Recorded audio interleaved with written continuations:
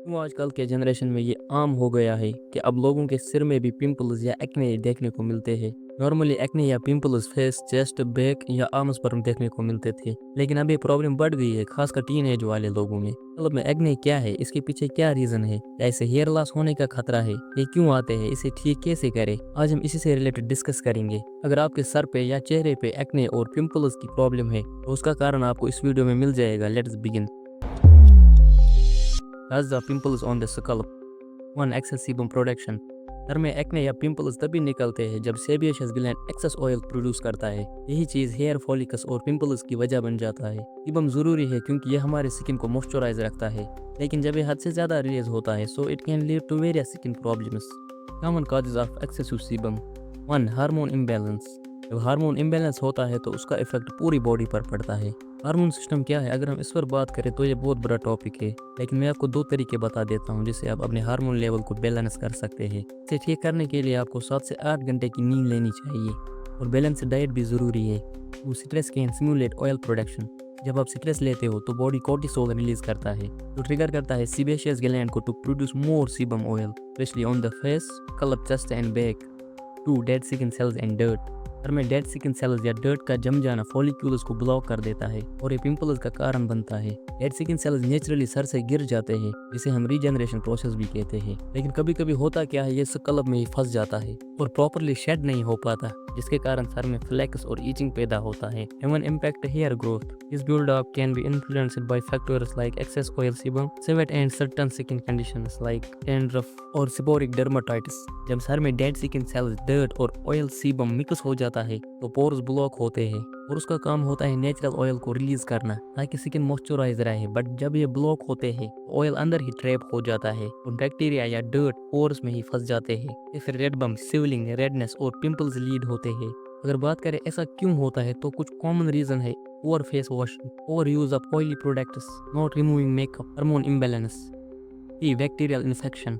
हमारी स्किन पे, जिसमें सर की स्किन भी शामिल है, कुछ छोटे छोटे बैक्टीरिया नेचुरली रहते हैं। इन्हीं में से एक होता है स्टेफिलोकोकस एरियस। आमतौर पर ये नुकसान नहीं करते, लेकिन जब स्कैल्प ऑयली, पसीने वाला, गंद या इरिटेटेड हो जाता है तो ये बैक्टीरिया बहुत ज़्यादा बढ़ने लगते हैं। जब ये बैक्टीरिया बहुत बढ़ते हैं तो ये हमारे स्किन के छोटे छोटे छेदों, जहाँ से बाल निकलते हैं यानी हेयर फॉलिकल्स में जाते हैं और वहाँ इन्फेक्शन कर देते हैं। इससे स्किन लाल हो जाती है, सूज जाती है, दर्द होता है और पस भर जाता है, एकदम पिंपल्स जैसा। इस वजह से सर में पिंपल्स या दाने निकल आते हैं, खासकर जब बालों को सही से धोया ना जाए, ऑयली हेयर प्रोडक्ट ज्यादा यूज किए जाए, लंबे समय तक टाइट हेलमेट या कैप पहनी जाए, या सर में डैंड्रफ बहुत समय तक सर्वाइव कर जाए। इसी को स्कैल्प बैक्टीरियल इन्फेक्शन कहते हैं और इसका सबसे कॉमन कारण है staphylococcus aureus. Staphylococcus aureus bacteria का एक ग्रुप होता है। सर को साफ रखना, ज़्यादा ऑयल या पसीना अवॉइड करना और मेडिकेटेड शैम्पू यूज़ करना आपकी इस प्रॉब्लम को ठीक करने में आपकी मदद कर सकते हैं। अगर प्रॉब्लम ज़्यादा बड़ी है तो डॉक्टर एंटीबायोटिक, क्रीम या मेडिसिन दे सकता है। और folliculitis. What is folliculitis? Folliculitis एक स्किन प्रॉब्लम है जब बालों के जड़ों में सूजन या इन्फेक्शन हो जाता है। ये दिखता है जैसे लाल दाने, like small red bumps, pimples और ईचिंग स्पॉट्स। ये सर, दाढ़ी, पीठ, छाती या टांगों में हो सकता है। अगर फोलिकुलाइटिस लंबे समय तक रहे या टाइम पर इलाज ना किया जाए तो ये हेयर फॉलिकल्स को परमानेंटली डैमेज कर सकता है। Hello hair products. Hair care products like shampoos, conditioners, hair gel and hair styling products में ऐसे केमिकल होते हैं जो हेयर रूट्स को बंद कर सकते हैं। जब हेयर फॉलिकल्स बंद हो जाते हैं तो वहाँ गंदगी, डेड स्किन सेल्स और ऑयल एक्यूमुलेट हो जाता है, जिससे सर में जलन, सूजन और दाने हो सकते हैं। अगर सर को अच्छे से साफ ना किया जाए या ऐसे प्रोडक्ट्स रोज इस्तेमाल किए जाए, प्रॉब्लम पहले से ज्यादा बढ़ जाती है। इसीलिए जरूरी है आप ऐसे प्रोडक्ट्स इस्तेमाल करें जो नॉन कॉमेडोजेनिक हो, यानी कि जो पोर्स को बंद ना करे और जो जेंटल या नेचुरल हो, ताकि स्कैल्प स्वस्थ रहे। Treatment options for scalp pimples. 1. Proper hygiene. Maintaining proper hygiene is very important for preventing and controlling pimples. सफाई का खास ख्याल रखना बहुत ही जरूरी है। आमतौर पर पिंपल्स तभी निकलते हैं जब हम खुद को साफ नहीं रखते। साफ सफाई जरूरी है ताकि आप हेल्दी, फ्रेश और इन्फेक्शन से बचे रहें। जब आप खुद को साफ रखते हो, नहाते हो तो पसीना, धूल, मिट्टी और बैक्टीरिया बॉडी से रिमूव होते हैं। इनमें 2 बार ब्रश करने से मुंह साफ रहता है और बदबू नहीं आती। खाना खाने से पहले, टॉयलेट जाने के बाद साबुन से हाथ धोना कभी ना भूलें। हर दिन साफ कपड़े पहने और अंडरवेयर बदलते रहे। नेल साफ रखें, छोटे रखें, वरना उनमें गंदगी जमा हो जाती है। हफ्ते में 2-3 बार बाल धोया करें, इससे आपका स्कैल्प क्लीन रहेगा। To avoid harsh hair products. कई लोग हेयर प्रोडक्ट्स जैसे शैम्पू, कंडीशनर या स्टाइलिंग जेल यूज़ करते हैं बिना लेबल पढ़े। कुछ प्रोडक्ट्स में स्ट्रॉन्ग केमिकल होता है जो स्किन को इरिटेट करते हैं और उस ब्लॉक कर देते हैं और इस वजह से फेस या स्कल्प पर पिंपल्स आ जाते हैं। इसीलिए ऐसे हर हेयर प्रोडक्ट्स अवॉइड करने चाहिए। इसकी जगह आप जेंटल और नॉन कॉमेडोजेनिक प्रोडक्ट्स चूज़ करें। जेंटल का मतलब होता है कि वो सॉफ्ट है, स्किन को डैमेज नहीं करेगा, और नॉन कॉमेडोजेनिक का मतलब होता है कि वो पोर्स को ब्लॉक नहीं करेगा। जब भी शैम्पू, कंडीशनर या कोई भी हेयर प्रोडक्ट्स खरीदो, उसका लेबल चेक करो। देखो कि लिखा है suitable for sensitive skin, for acne prone skin या डर्मेटोलॉजिस्ट टेस्टेड। ऐसे प्रोडक्ट स्पेशली उन लोगों के लिए होते हैं जिनकी स्किन इजीली रिएक्ट करती है। याद रहे, हेयर केयर भी एक स्किन केयर का पार्ट है। गलत प्रोडक्ट सिर्फ बालों को ही नहीं बल्कि स्किन को भी नुकसान पहुंचाता है। 3 टॉपिकल ट्रीटमेंट्स। मार्केट में कुछ ऐसे टॉपिकल ट्रीटमेंट मिलते हैं जो डायरेक्टली स्किन पे लगाए जाते हैं। इन्हें कहते हैं over the counter, in short form OTC।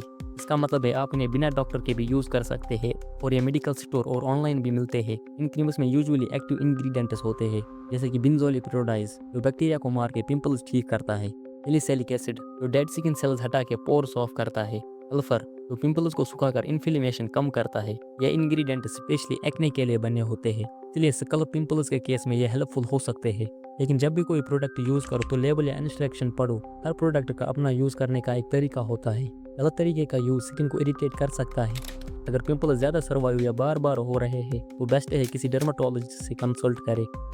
और एंटीबैक्टीरियल शैम्पूज, इसके भी सर पे एक्ने या पिंपल्स है और उसका रीज़न इन्फेक्शन है जैसे कि बैक्टीरिया या fungal infection, normal shampoo use ना करें, उससे कोई फ़ायदा नहीं होगा। अब डॉक्टर एंटीबैक्टीरियल या एंटी फंगस शैम्पू रिकमेंड करता है। ये शैम्पू स्पेशल होते हैं, इनमें ऐसे इंग्रेडिएंट होते हैं जो इन्फेक्शन फैलने वाले बैक्टीरिया या फंगल्स को मारते हैं। इनका रेगुलर यूज़ करने से स्कल्प क्लीन होता है और इन्फेक्शन भी कम होता है और पिंपल्स ठीक होते हैं। ऐसे शैम्पूज को डॉक्टर की सलाह से ही यूज़ करने चाहिए। हर शैम्पू हर किसी पे काम नहीं करता। अवॉइड पिचिंग और स्ट्रेचिंग। पिंपल्स को कभी भी खुरचना या छेड़ना नहीं चाहिए। ऐसा करने से जलन बढ़ सकता है और हाथ के जर्म्स उस जगह चले जाते हैं जिससे इन्फेक्शन और निशान पड़ सकता है। इसलिए उन्हें छोड़ देना ही बेस्ट है ताकि वो खुद ही ठीक हो जाए। लेकिन सीक प्रोफेशनल एडवाइस। अगर scalp pimples home remedies try करने के बाद भी ठीक नहीं होते या उल्टा बढ़ रहे हैं तो डॉक्टर को दिखाना ज़रूरी है। डॉक्टर अच्छे से चेक करेगा, इसकी वजह पता करेगा, सही डायग्नोज करेगा और तुम्हारे लिए बेस्ट ट्रीटमेंट देगा, जैसे स्पेशल दवा, शैम्पू या क्लिनिक में प्रोसीजर, ताकि प्रॉब्लम जल्दी ठीक हो जाए और दोबारा पैदा ना हो।